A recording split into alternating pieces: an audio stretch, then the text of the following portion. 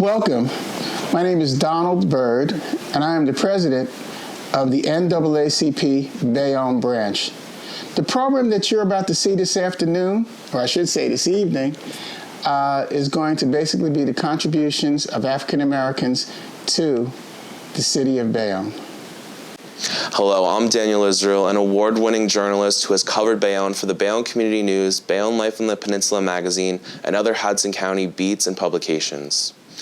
In honor of February being Black History Month, the Bayonne NAACP is highlighting the contributions of past and present African American residents in the community.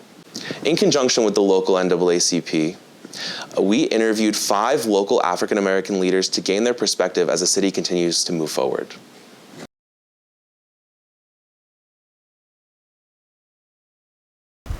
So tell me a little bit about yourself. Hi, my name is Lisa Glover. I'm a resident of the city of Bayonne. I've lived here my entire life. I am the Assistant Secretary for the Bayonne branch of the NAACP.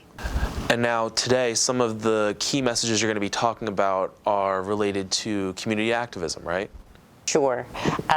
Because this is Black History Month, we want to take time to acknowledge, as former President Obama has said, the lived and shared experiences of African Americans, both famous and obscure, who have helped to shape and challenge and strengthen America.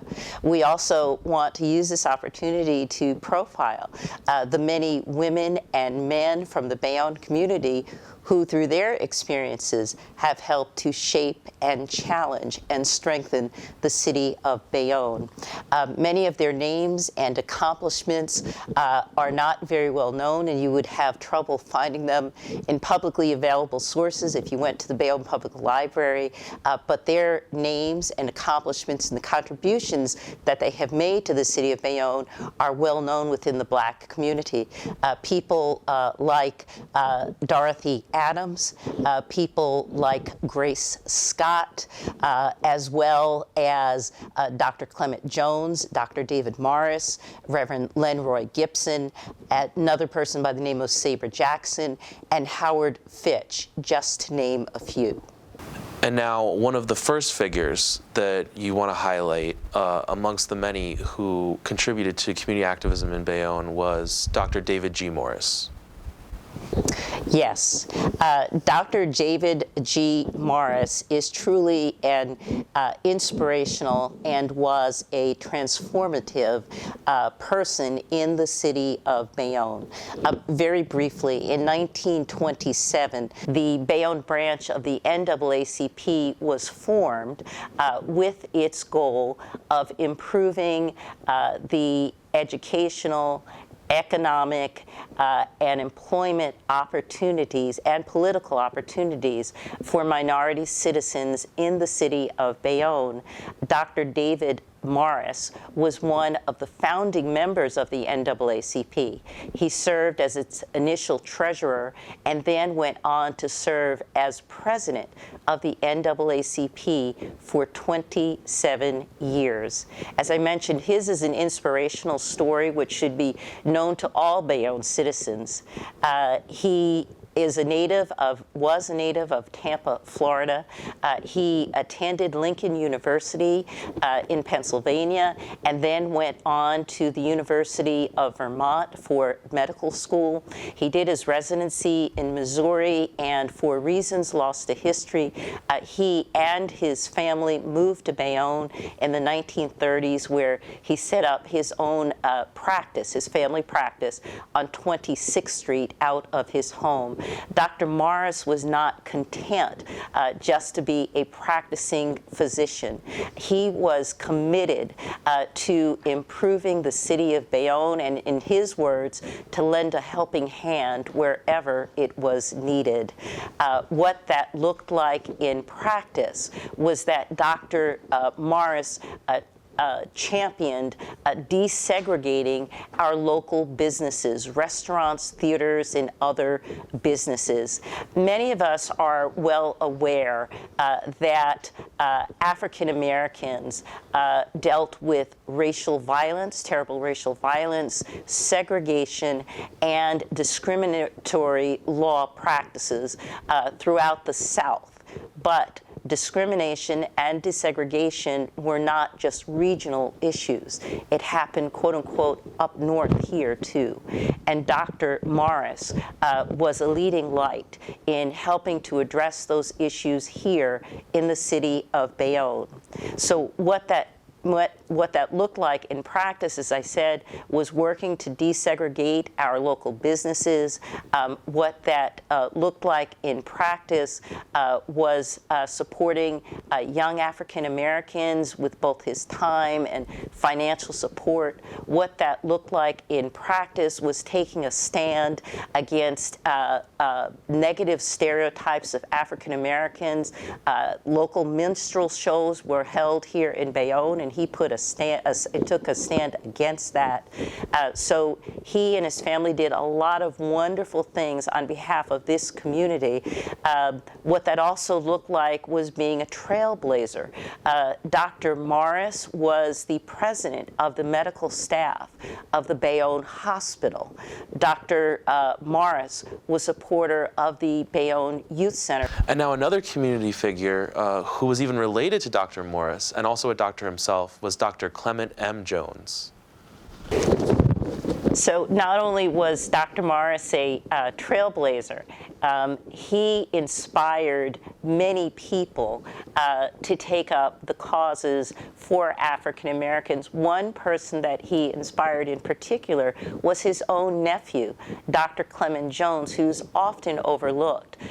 Dr. Jones was also a native of Florida. He also attended Lincoln University in Pennsylvania, but then he went on to Howard Medical School, Howard University Medical School. He became a surgeon, and he and his wife Lena and their children moved to Bayonne in 1937, and he set up a practice on the boulevard downtown here in Bayonne.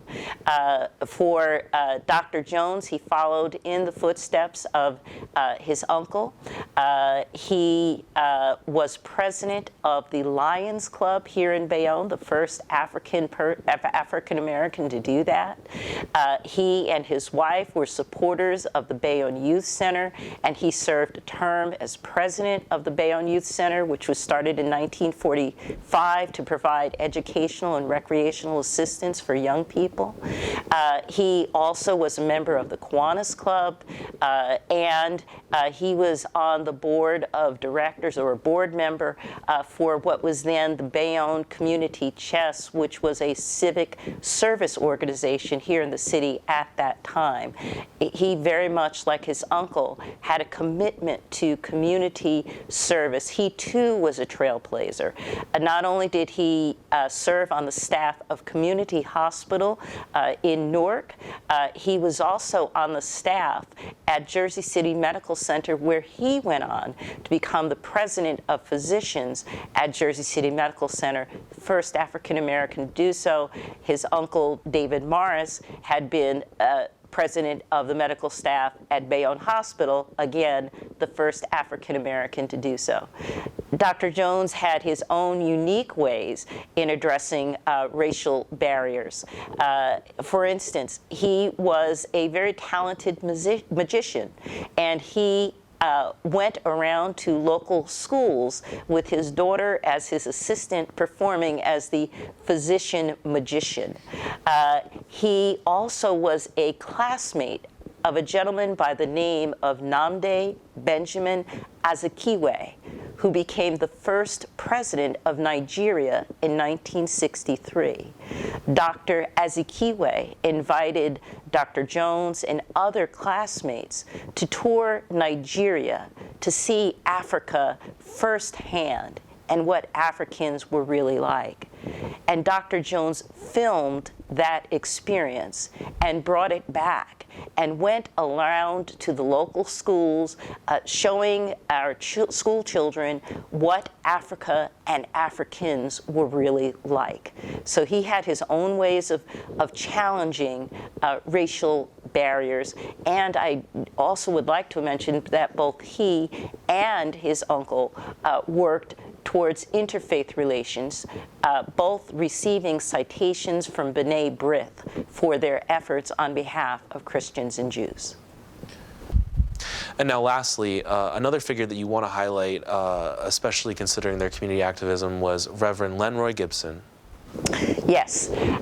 Another person who moved to the city of Bayonne to help make it a better community is Reverend Lenroy Gibson. He and his wife, Susie Gibson, and their daughter moved to Bayonne in 1954 when he was installed as the pastor of the Friendship Baptist Church located on 20th Street. Reverend Gibson served a term as the NAACP president, but he was also involved in various capacities within the NAACP. Where he really made his mark in the community was that he was a founding presence in terms of what is now known as the Bayonne Economic Opportunity Foundation, the anti-poverty program that was established here in Bayonne. Reverend Gibson, and Shirley Doris Bell, another name which is well known within the African American community, worked to research the data that was necessary for the city to apply for the grant for funding for this program. Once the city did receive the funding. The BEOF was established. Once the BEOF was established in 1965, Reverend Gibson served as the assistant director for 5 years before becoming the executive director, and he was involved with the BEOF for a 25-year period, all while serving as a local pastor. So what are some of the things that the BEOF did here in Bayonne? Many a young person in the city was able to get a summer job by going down and applying to the BEOF. Before the state mandated early education, the BEOF was responsible for the start of the Head Start program here in Bayonne. So all these activities happened under the BEOF umbrella. And there are many other men and women within our community who have made lasting contributions to the social fabric of Bayonne to help make it a better city. And now, some of those issues that these community activists faced in their time are things that are still being faced today and that the Bayonne NAACP and other community activists seek to rectify, right? That's absolutely right. As I said previously, the NAACP was formed to improve, the local chapter was formed to improve the political, educational, and employment opportunities of minority groups within the city. Those challenges still remain, and the NAACP is committed to working within the political, within the educational, and within the criminal justice systems in place to make changes which will be for the betterment of all Bayonne citizens. But we also work with other groups and walk alongside other groups and community activists that are addressing these same issues through more direct methods, whether that's protests or other forms of community engagement. Again, it is all towards the purpose of making this a better city. We are committed to nothing short of this country living up to its democratic ideals. We are committed to working towards a more perfect union. We are committed to making America a better place to live for both the citizens of Bayonne and this nation's citizens. So Dr. Morris wasn't content just being excellent in the medical field, but also wanted to extend his helping hand to the community.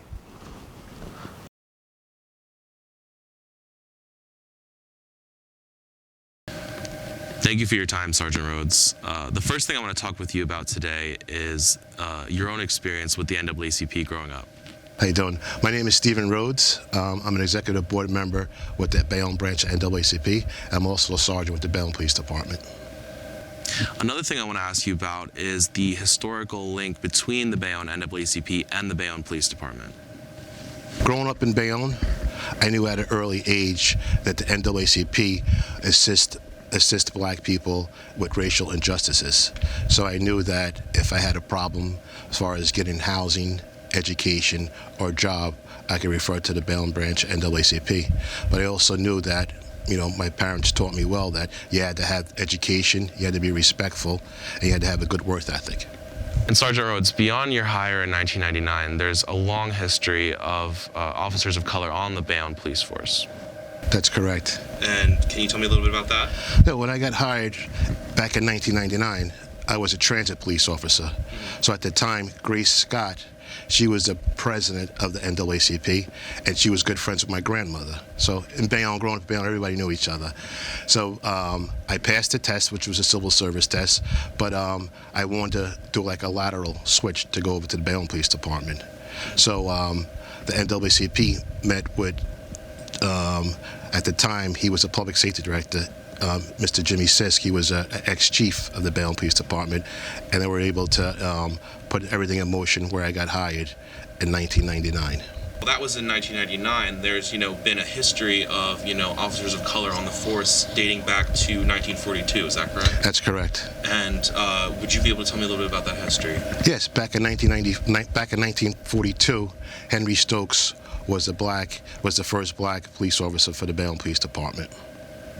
And not only that, following that, in the later, decades, the progress sort of continued with, having more officers of color join the force with, in 1950 and then later in 1964 with Lieutenant William Andrews and Lieutenant Lawrence Gordon, right? Back in 1942, Henry Stokes was the first black police officer for the Bayonne Police Department. We had two black lieutenants, with Lieutenant William Andrews, who was hired in 1950, and we had Lieutenant Lawrence Gordon, who was hired in 1964. They were the two black lieutenants for the Bayonne Police Department. So the Gordon family, Lieutenant Gordon, which I said was hired back in 1964, his father, Clarence Gordon, he was hired back in 1952. His son was, like I said, Lawrence Gordon. Lieutenant Lawrence Gordon had two sons with Lawrence Jr. and Howie. Lawrence and Howie, they got hired at the same time back in 1990. So that's 3 generations of the Gordon family serving the Bayonne Police Department. The Gordon family was the longest serving family for the Bayonne Police Department, both black and white at one time. And now those initiatives underscore the growing relationship between the Bayonne Police Department and the Bayonne NAACP, correct? Correct. Sergeant Mack, he was hired back in 1951, and he was a sergeant with the Bayonne Police Department. And we also had Detective Walter Sinclair, who was hired back in 1969. He was my cousin. So, we had a good relationship. I was actually working while he was on the job, too. I just want to add, too, in 1996, Lloyd Booker, he was hired as a police officer.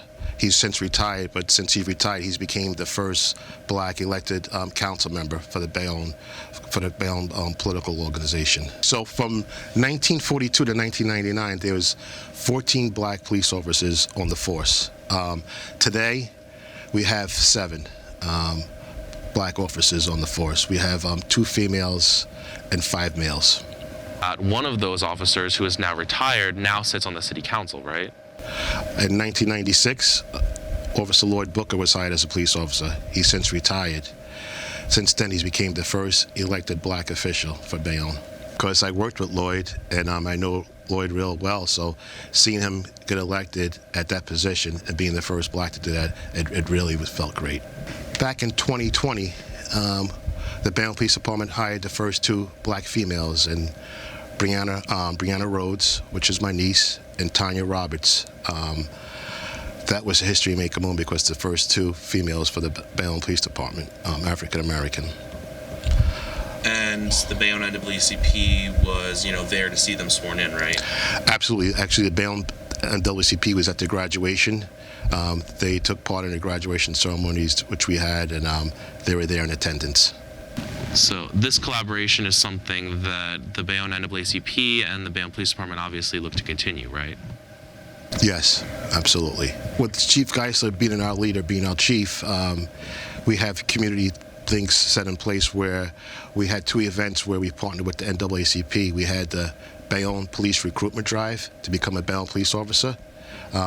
We set up tables and laptops where we can fill out applications if you want to become a Bayonne police officer, and we worked with the NAACP on that project.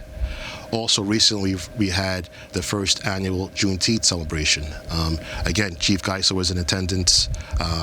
We had the Bayonne Community Policing Unit out there. They're riding their bicycles and interacting with the public. It was a great event. So in the past, Chief Geisler recognized the importance of police community relations, so he created the Community Outreach Unit, which I'm the supervisor as. So with the Community Outreach Unit, it's 2-way communication between the partners and the stakeholders. Partners meaning business leaders, educators, elected officials, and religious groups. It's 2-way communication. We call each other for different projects, and we work close together. So with that, we're going to move forward with doing things like that.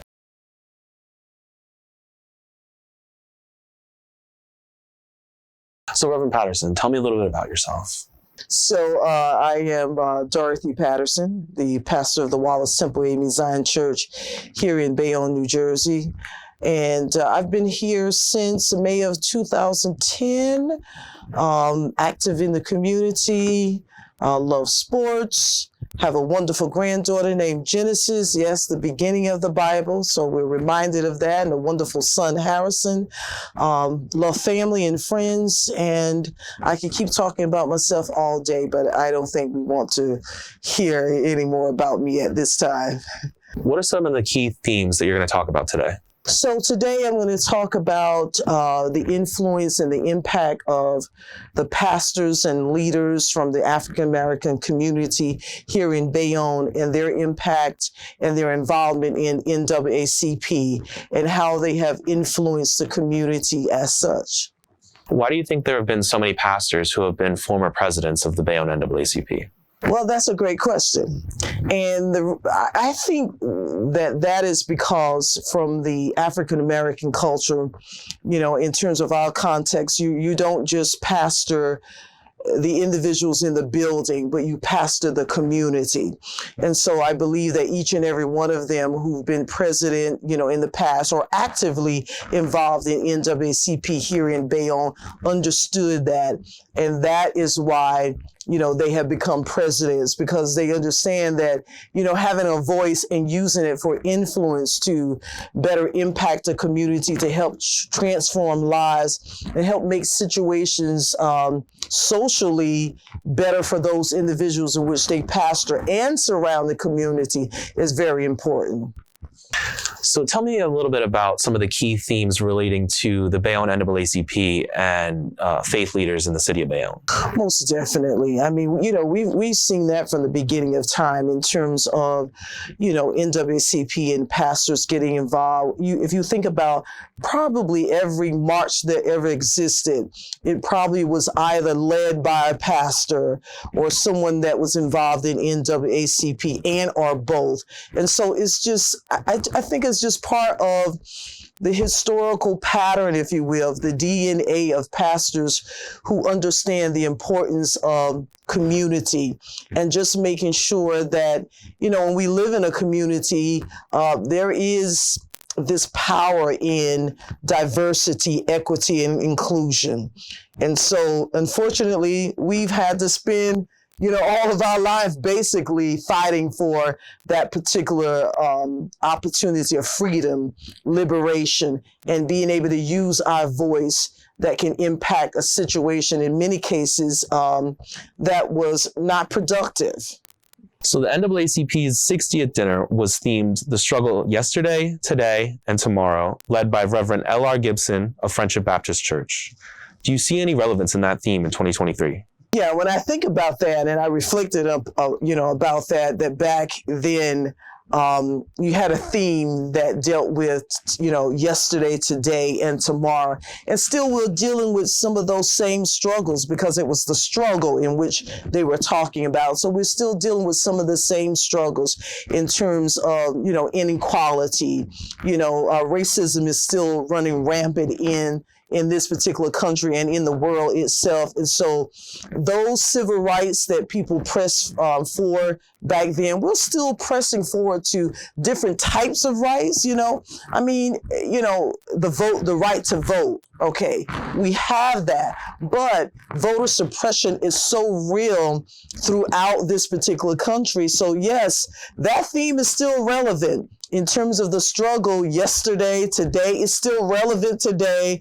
And unfortunately, the struggle still be real in tomorrow society as well. But we have to continue to keep pushing forward, not allowing what is not yet to stop us from pushing forward to what can be. And we understand that. How important is it for the Bayonne NAACP to work with other entities like the Board of Education? I know that under the leadership of Reverend Robert Perry, pastor of Wallace Temple AME Zion Church, who was also elected the president of the NAACP in 1976, he was instrumental in the Homeschool Links program in partnership with the Bayonne Board of Education. How important are those partnerships going forward? Yeah, it's essential. It's still important. And I have to say that the thoughtward or the forward thinking of Reverend Robert Perry at that particular time was just really wonderful. Understanding that it is beneficial to all concerned that we work together, but yet holding those other entities like the Board of Education, accountable as well. Those things are important. And obviously he knew that then, when they came up with this particular organization, this partnership to work together, that it was important then, and it's also important now that we work with other organizations, other entities in Bayonne, police department, mayor, council, other civic organizations, that we're all working together. Because it should not be just one organization in a community understanding that, inequity, right? All of these issues, prejudice, racism,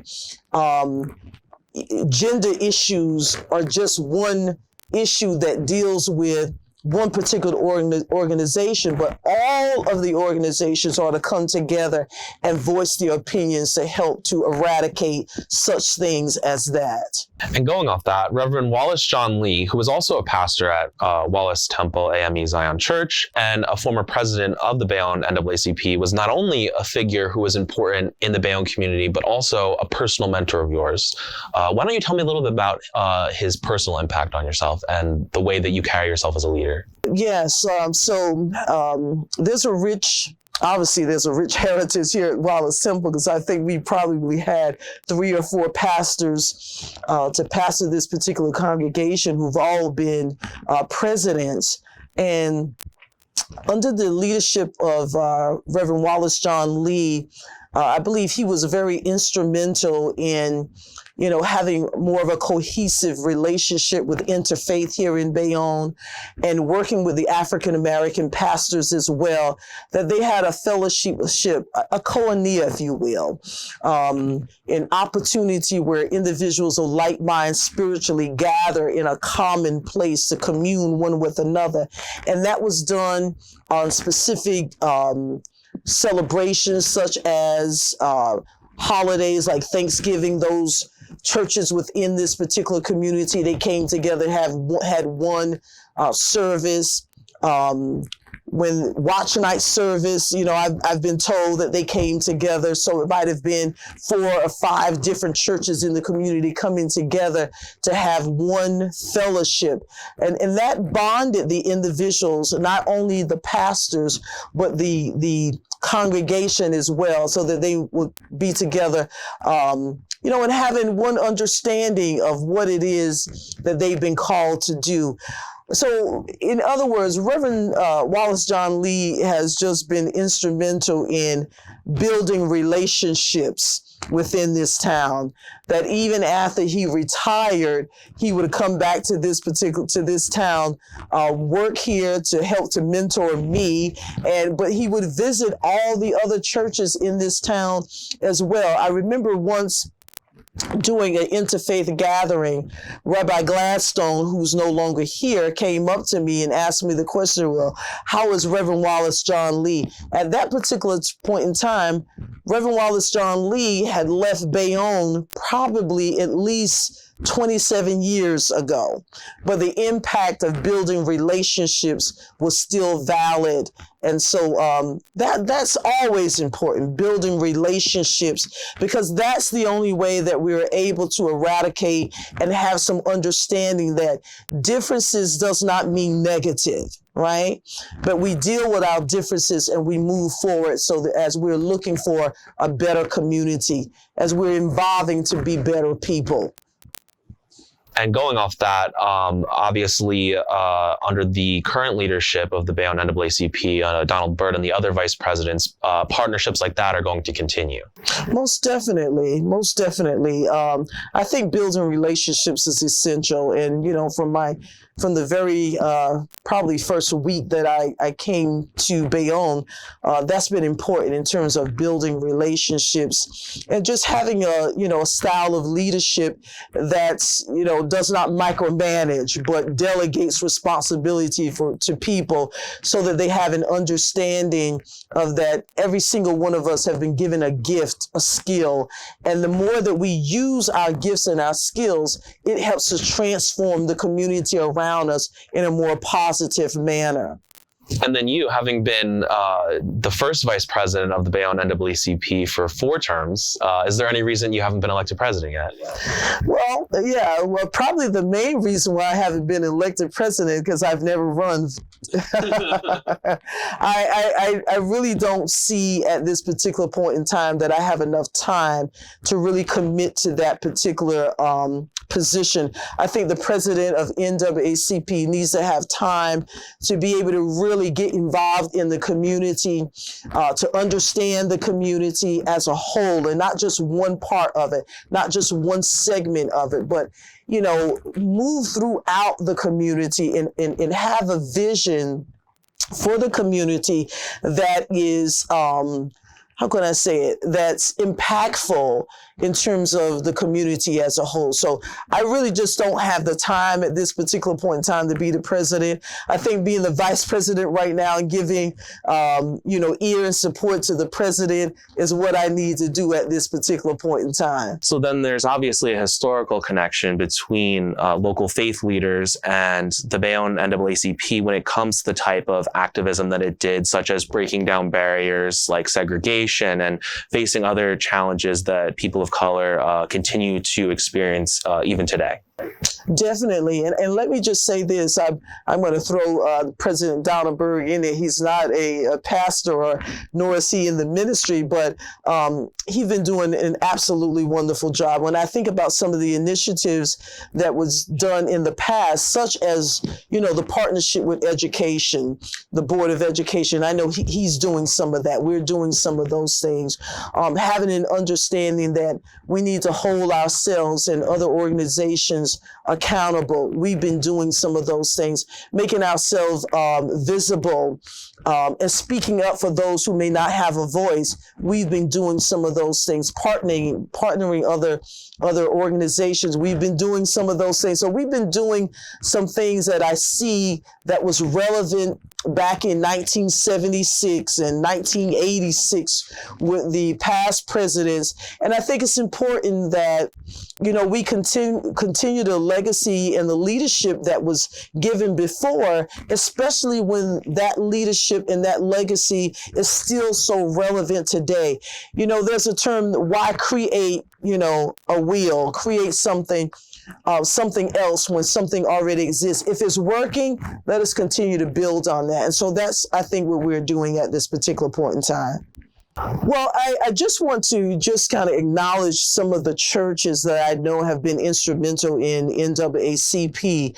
And although some of the pastors may not have been president or first vice president, but they've been active, within the in terms of supporting NAACP. So some churches such as I talked about Friendship Baptist Church before in terms of, Reverend Gibson being instrumental, but I also just want to say that H. Gene Sykes, who was not the president of NAACP, was very instrumental in NAACP as well.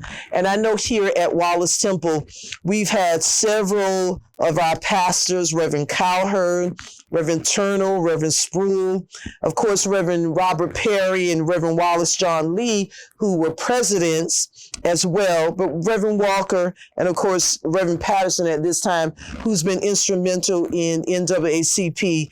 Want to also say that Reverend Purnell and Reverend Knight from Purnell Temple has also been instrumental in terms of being active in NAACP.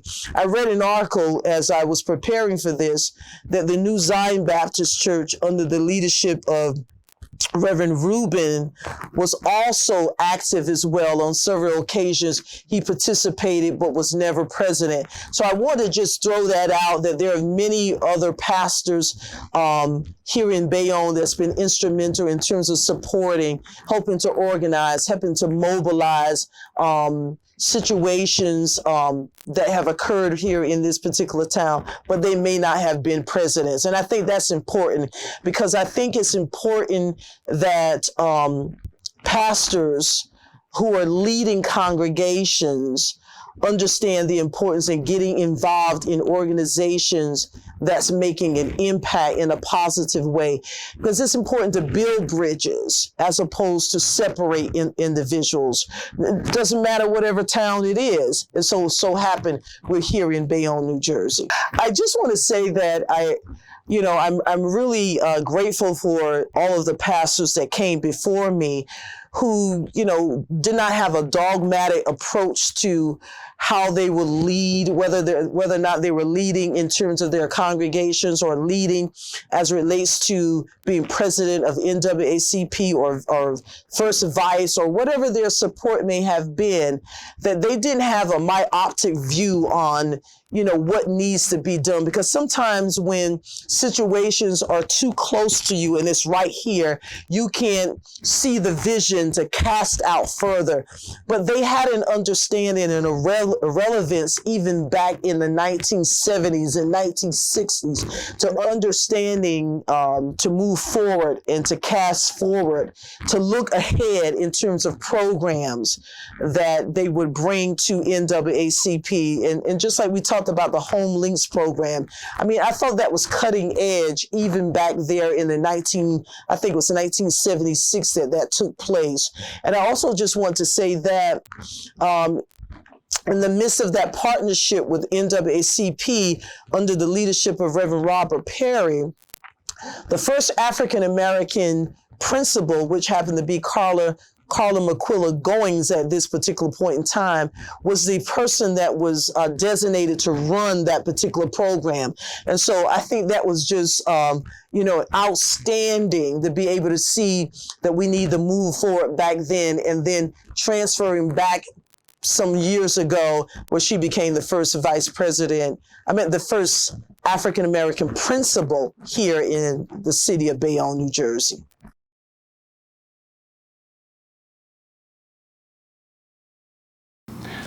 Dr. Brown, tell me a little bit about yourself.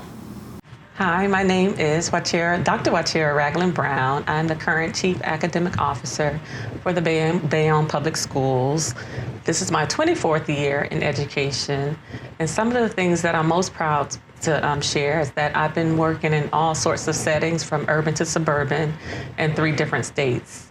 So I'm very happy to share that I have come with the in this role with a wealth of knowledge and different experiences that I'm happy to share with the Bayonne Public Schools.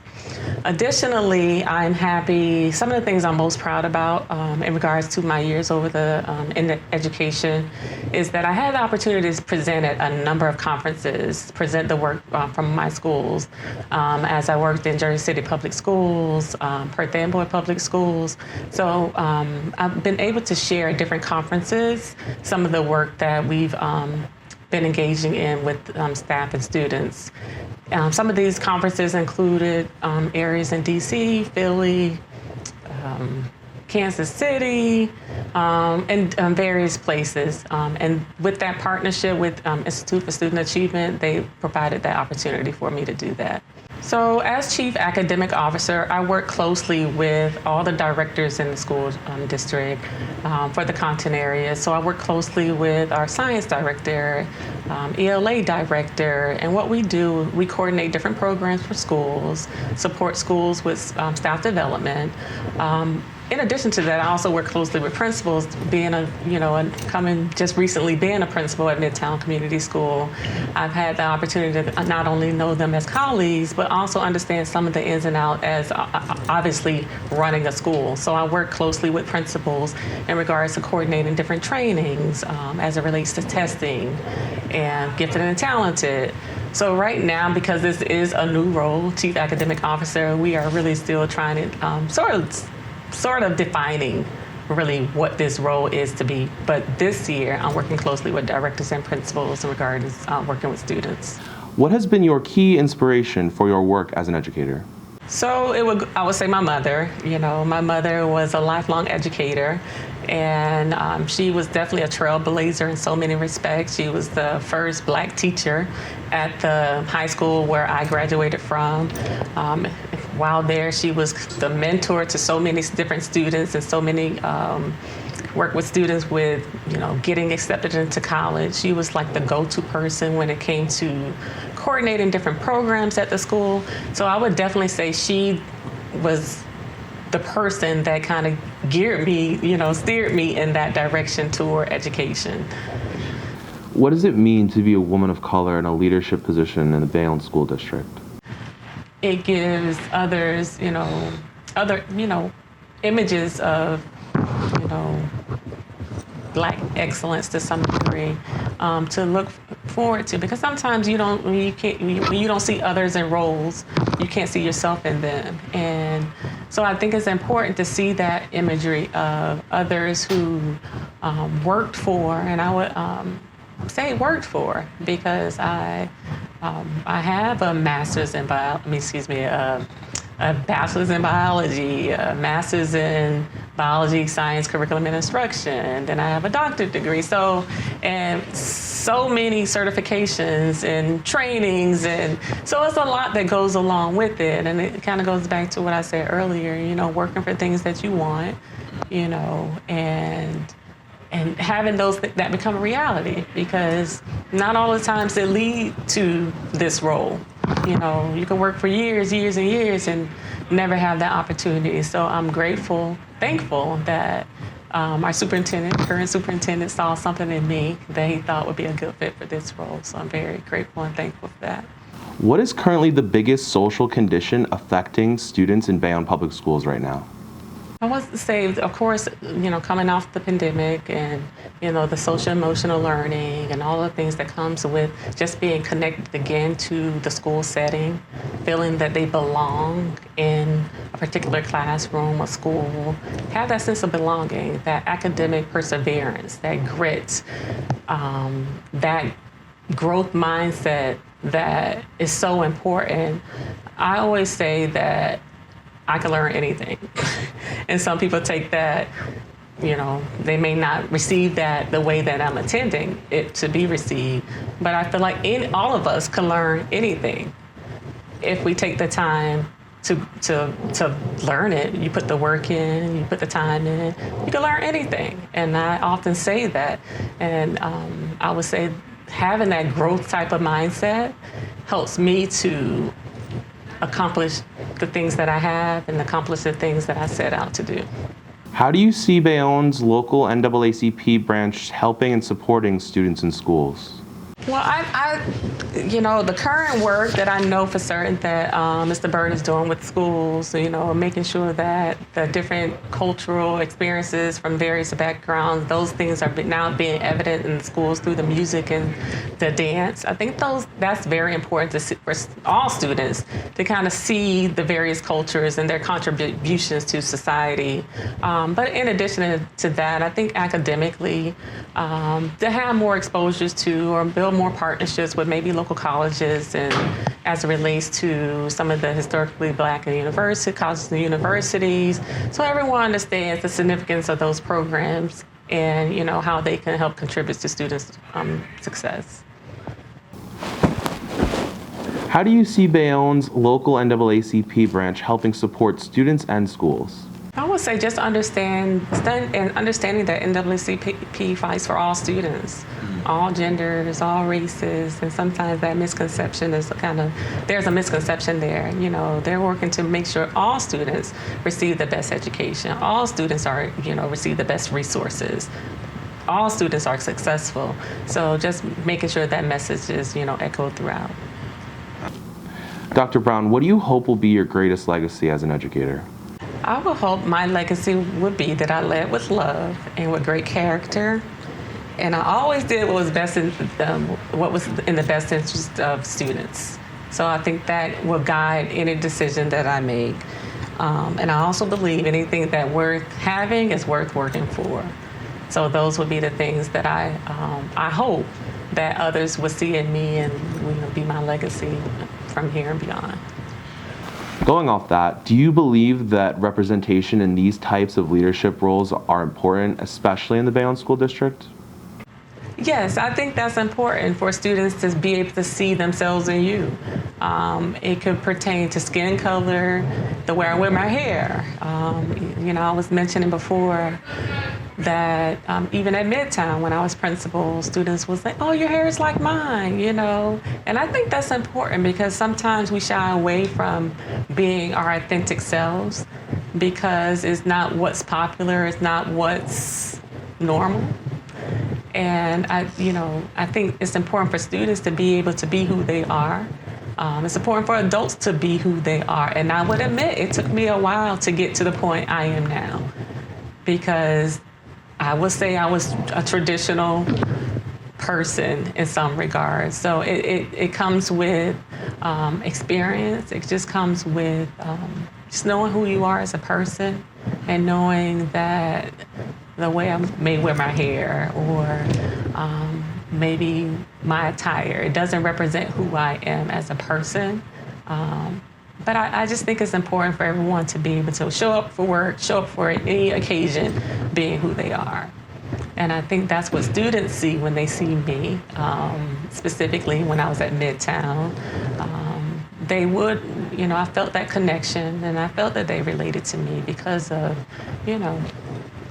certain things the way I wore my hair, or that's just one example.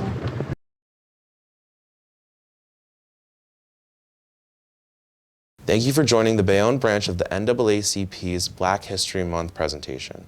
Carla McCullough was the first female educator of color in the Bayonne School District. And throughout her 40-year career, she was not only the vice principal at Bayonne High School, but also the principal of Philip G. Vroom School. Carla, what was your inspiration for you to work as an educator? Thank you for inviting me to take part in the NAACP Black History presentation. Thank you. I'd also like to thank my husband Michael, my son Carl, and other family members who gave input into my presentation this afternoon. I'd like to thank my father, who treated people the way he wanted to be treated, with respect and kindness. He was born in 1921, and we recently celebrated his 100th birthday memorial. He was a role model for me. He was a World War II veteran. in an all-black command. Throughout his life, he was always helping the church and the community, and participated in activities with all nationalities of people in Bayonne.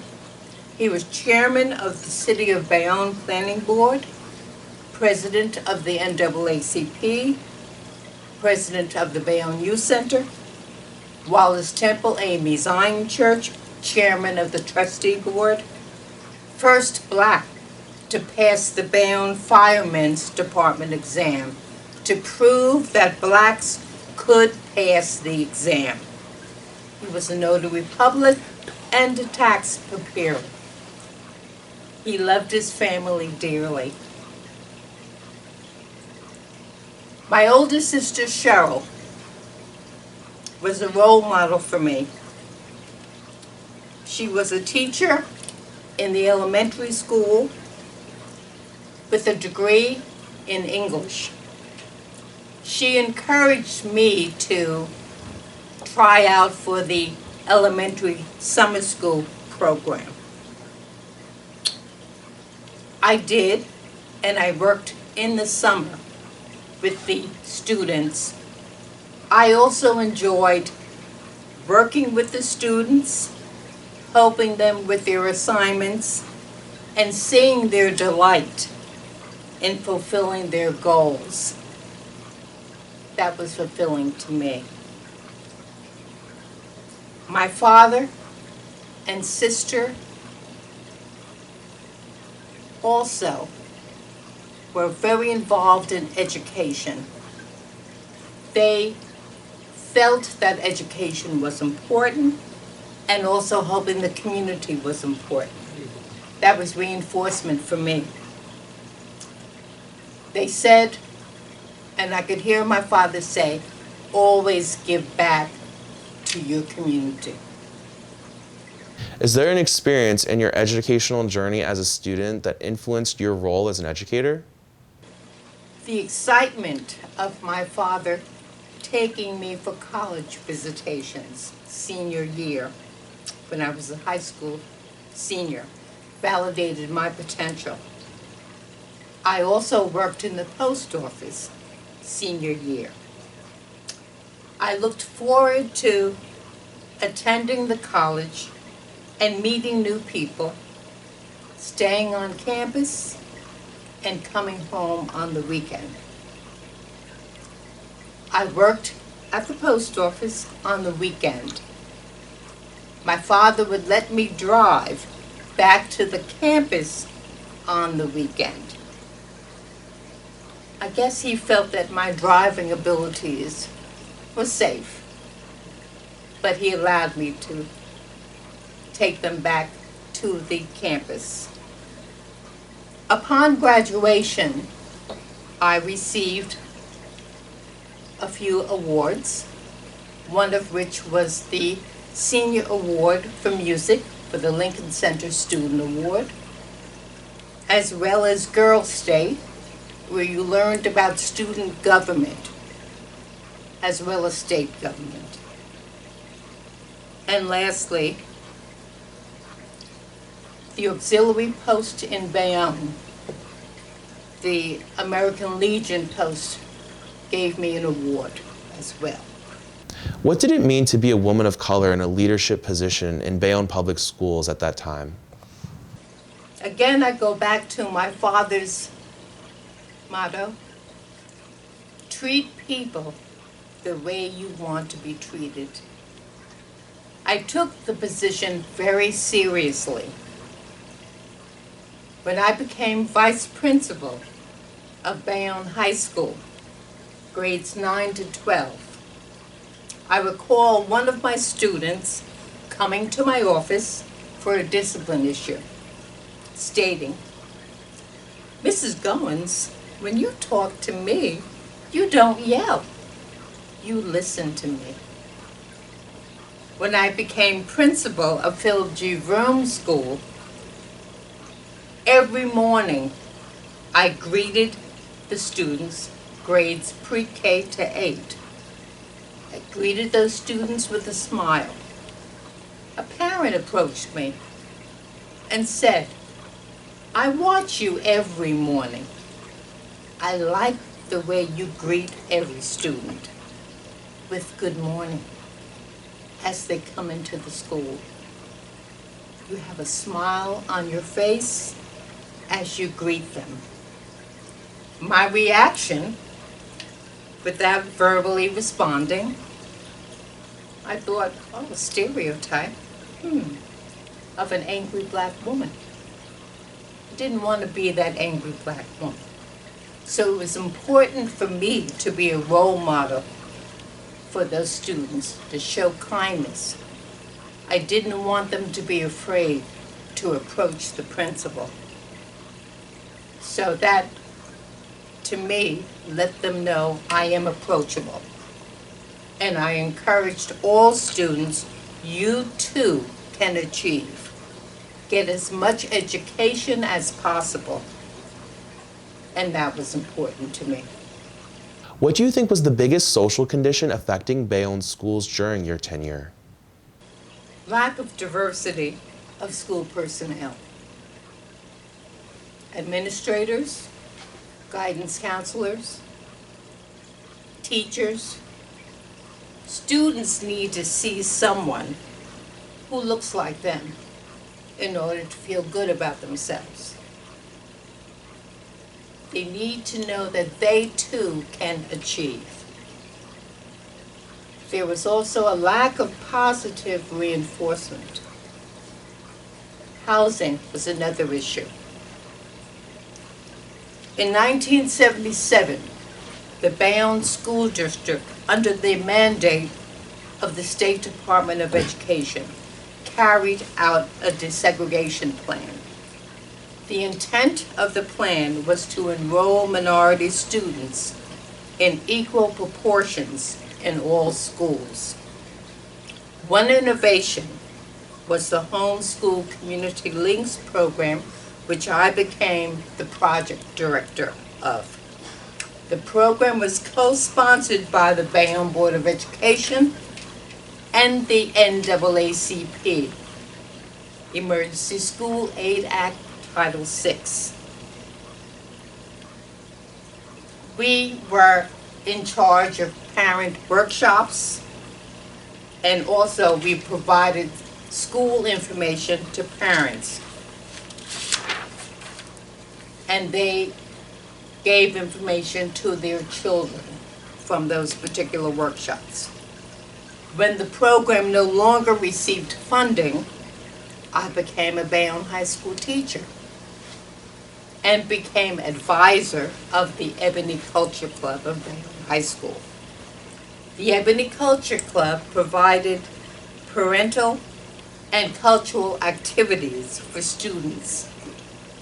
I continued to be an advisor when becoming an elementary school guidance counselor and Bayonne High School vice principal. How do you see Bayonne's NAACP chapter supporting its schools and students?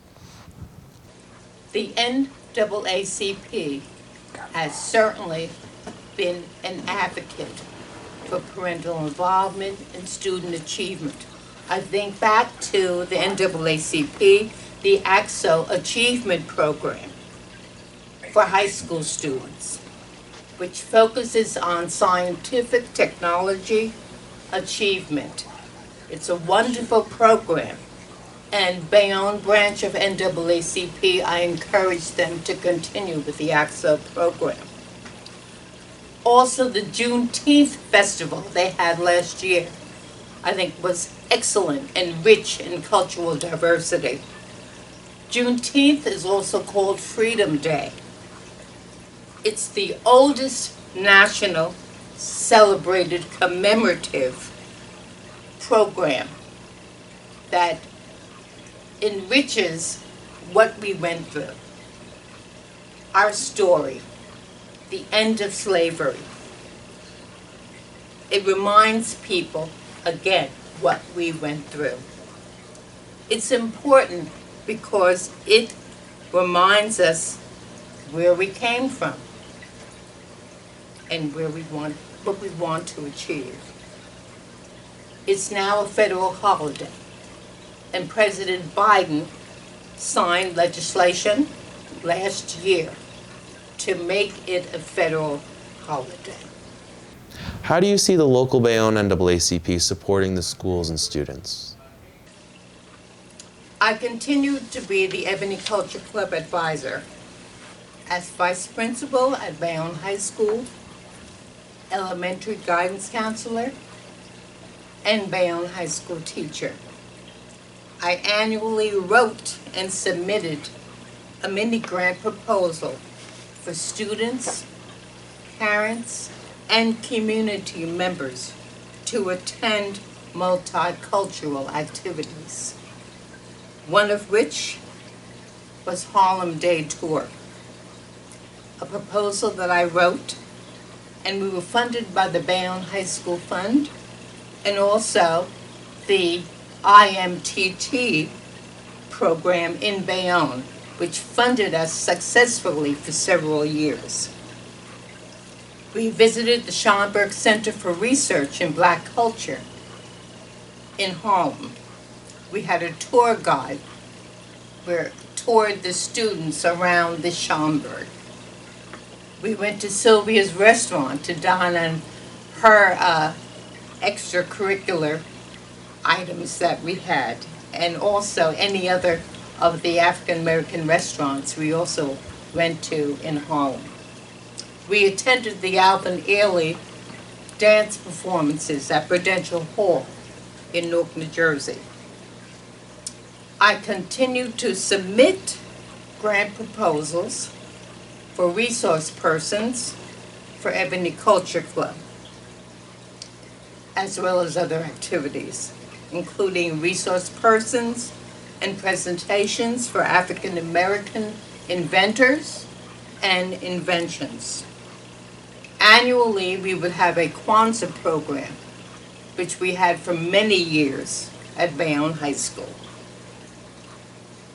It was very important for students to get a feel that they are important.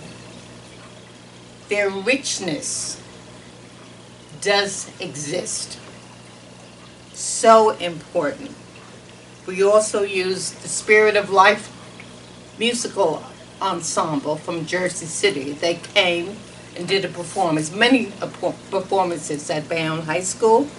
We used the Cops in School program, and I say kudos to Officer Booker, who is now Councilman Booker, that he was very instrumental in driving the van in many cases, escorting our students to plays, for example, The Lion King, and he would accompany us to those various presentations. What do you hope your greatest legacy will be as an educator? When I think back to my legacy, I think that it is a work in progress. Okay, I had 40 years in education. But again, I go back to what my father instilled in all of us. Always treat people the way you want to be treated, with respect and kindness.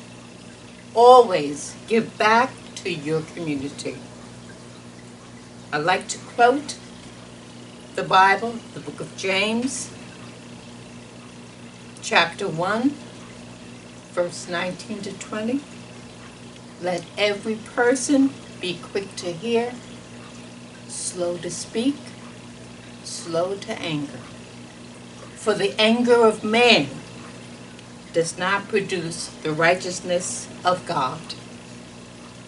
Again, I say I am a work in progress. I'd like to now say a quote from Dr. Martin Luther King. If we can't fly, then run. If we can't run, then walk. If we can't walk, then crawl. But whatever you do, you have to keep moving.